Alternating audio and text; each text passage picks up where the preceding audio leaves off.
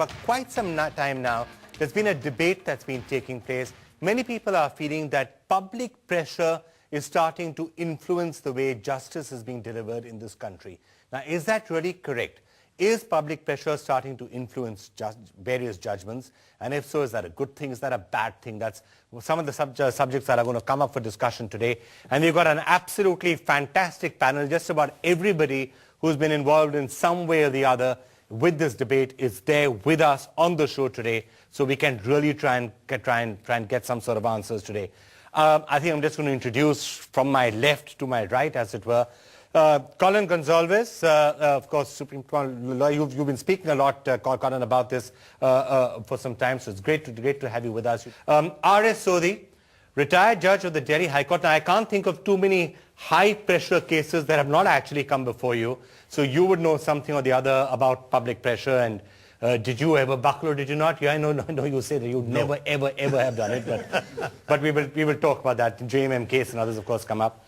Neelam Krishnamurthy has been really leading the charge, I guess, in the Upar fire case. You've been almost single-handedly taking on the answers there for quite some time, building up public pressure in that particular case. In which way has that worked? So thanks, Neelam, for joining us with that.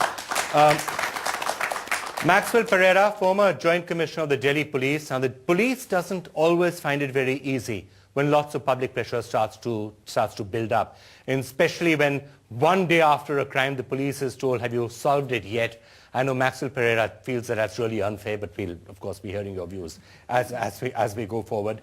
KTS Tulsi, Senior Advocate of the Supreme Court. Thanks a lot, Mr. Tulsi, for being with us. Ram Jethmalani, former Union Law Minister, Senior Advocate, one of those who really feels that public pressure is now starting to get misused at great length, also joining us. Thanks a lot, Ram, for being with us as well. Thank you all. Nani, let me start with you first.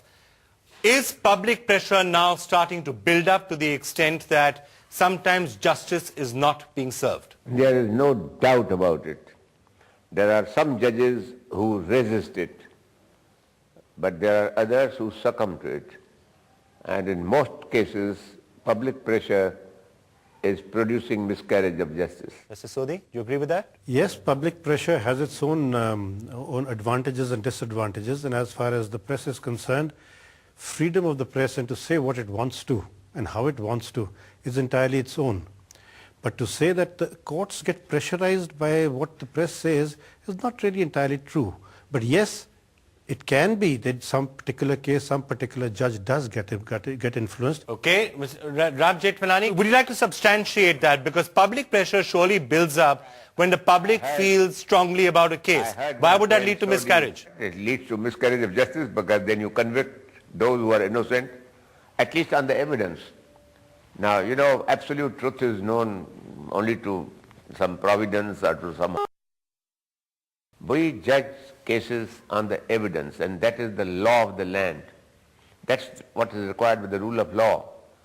And unfortunately, judges under public pressure do not base their judgments objectively on the evidence before them, but on irrational intuitions which are induced by public pressure. Unfortunately, they do not lack the courage to take on the press and put the press in the right of free speech, commenting on a pending case in a manner in which some pressmen, of course in conspiracy with the police, have put on prejudicial material against an accused person is totally unpardonable. Okay. Justice Sodhi, you want to respond to that? See, Mr. Jethmalani is not entirely wrong. What he's saying is by and large correct.